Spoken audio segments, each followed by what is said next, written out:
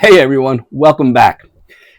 There's this saying in Florida, if you want to know if there's an alligator in a body of water, just stick your finger in it. If the water is wet, then there's an alligator in there. It's a saying that means alligators are pretty much everywhere. However, there was a time when alligators weren't so plentiful.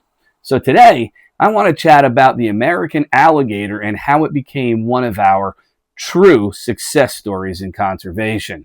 So stay right here. I'm Mark Perpetua, this is AJ, and you're watching Croc Chat.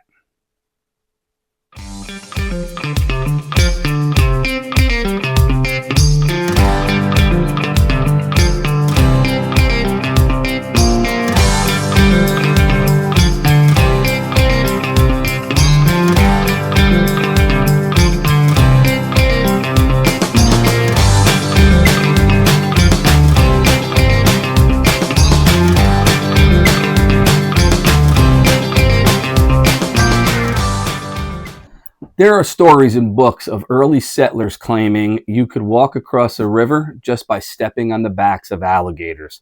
That's how thick the alligator population must have once been.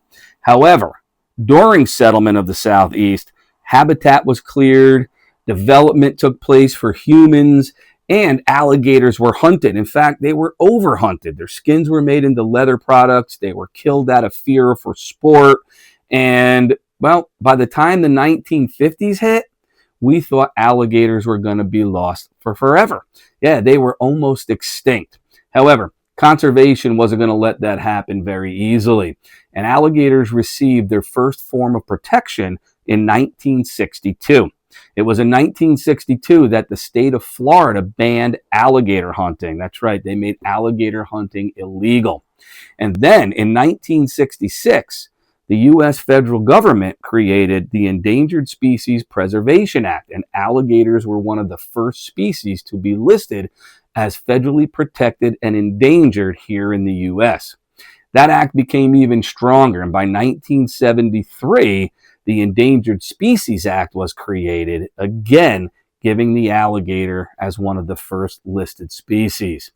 These acts, along with preservation of land and conservation plans, actually led to the alligator making a very quick comeback.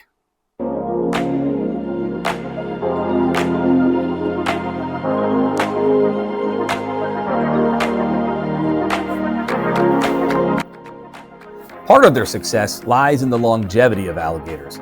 In captivity, it's been reported that alligators will live 80 years or more, but most scientific reports will say their lifespan in the wild is closer to 50 or 55 years. And alligators, they get big. Alligators can grow well over 10 feet long, with the biggest being a little over 14 feet in length and weighing 800 pounds or more. This long lifespan, coupled with their size, means once an alligator reaches adulthood, it's most likely going to make it to old age because there are just no natural predators of adult alligators.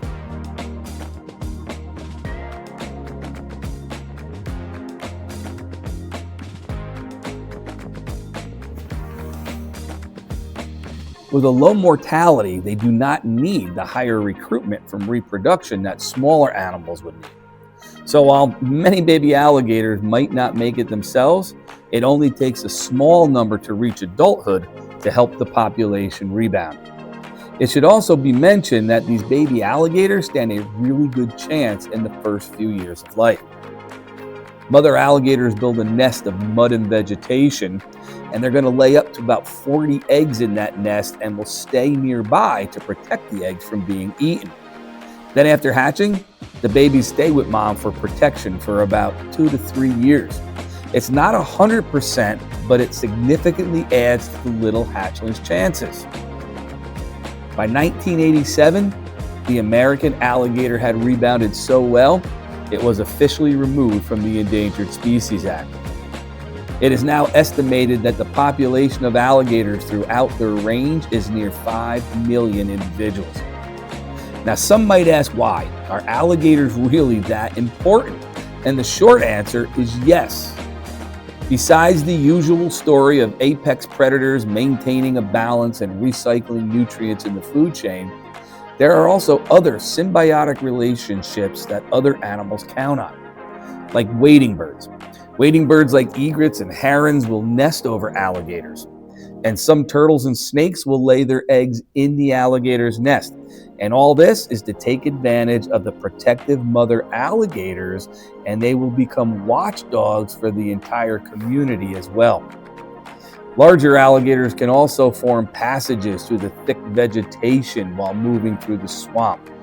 And even more importantly, when there are droughts and water levels drop, the alligators will wallow or dig out pools. These pools are known as gator holes, and they can be important to a whole bunch of animals until the rains replenish the swamps. Animals like the alligator and other crocodilians are what we call keystone species, because without them, the entire ecosystem is in danger.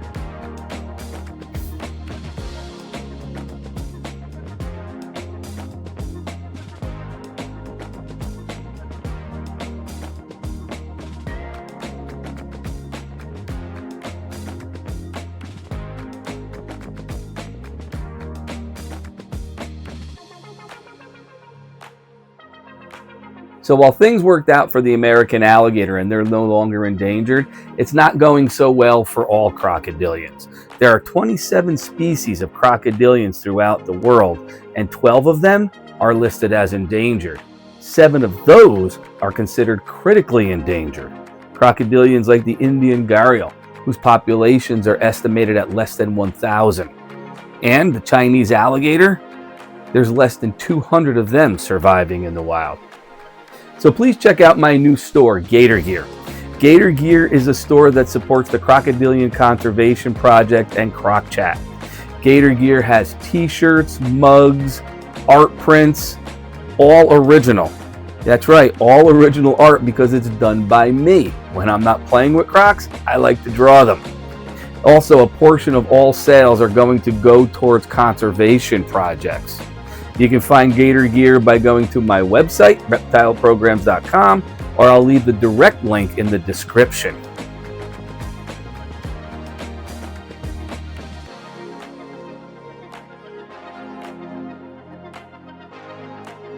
You know, all crocodilians play a vital role in their ecology.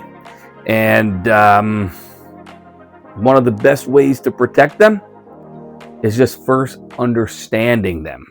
So I really appreciate everybody that comes to Croc Chat and allows me to share my passion for crocodilians with you. Till next time, later, Gator.